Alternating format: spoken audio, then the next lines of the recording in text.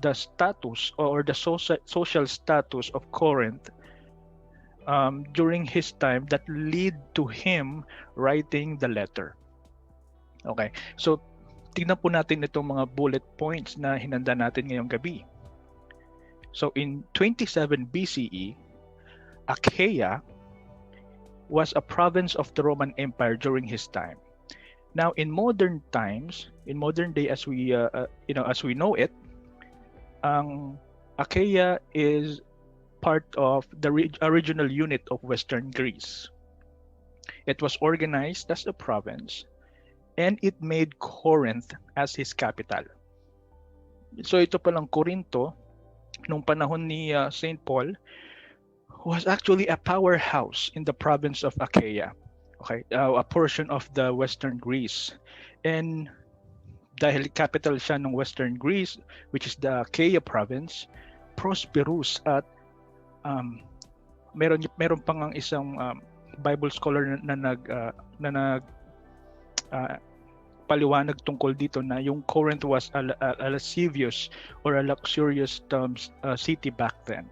So prosperous and productive sila during the time of St. Paul. And as we all know, kapag productive at maganda yung takbo ng isang city, it will also become a political and economic center of the said region or province. So this was the case in Corinth during the time of St. Paul. So bakit natin kailangan malaman yung settings of the place or the city of Corinth with this discussion that we are going to do? Why? Because we will later realize that itong settings na to, dahil masyadong magarbo at masyadong sikat ang Corinth during the time of St. Paul, of course, it is a no-brainer na halos lahat ng tao doon would probably influential people, would probably people who has influence in the society. At doon nag-root out ang lahat ng mga naging problema ng Corinth or ng Corinto that led to the writing of St. Paul. Now we are talking about the first Corinthians. Pero based on our Bible scholars, the first was actually the second.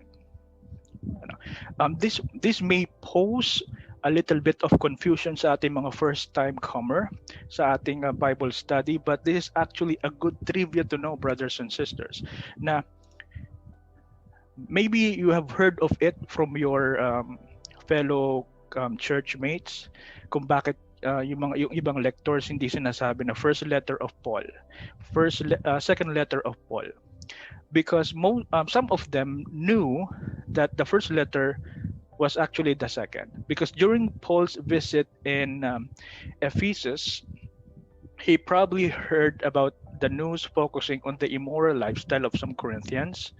Hence, he responded with the previous letter.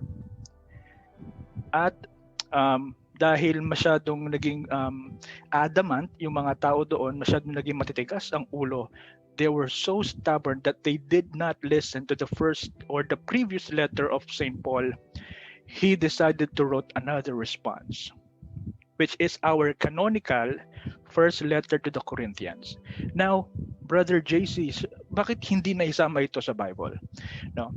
So as per our historical background on the biblical scripture sa ating mga scholars or Catholic theologians, it appears na yung previous letter na sinasabi dito was actually lost. Okay. Kung meron mang mga parte na recover, hindi naging sapat yung basis para ito ay isama sa isang canon, no? Kasi po bago isama ang isang libro sa Biblia, they need to have that credibility, no?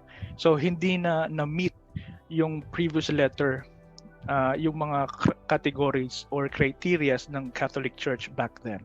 So ano to, Brother JC? Hula-hula ba lang ba ito? Actually, no. Meron tayong clue if we're going to look back at 1 Corinthians chapter 5, verse 9. I would like you to take note of that verse, and maybe after which you can check it on your on your free time, no? So sinasabi diyan ni Saint Paul na sinulatan ko na kayo nung una. So that was a clue from where we can conclude that there is really a previous letter aside from this first letter to the Corinthians. But since the Catholic is the foundation of truth, haligi at saligan ng katotohanan, on 1 Timothy chapter 3 verse 15, the canon of the scripture was approved by the church, and hence we can guarantee each of our faithful Catholics or Christians na tama ang naging canon o yung compilation ng Bible. All right? So magpatuloy po tayo.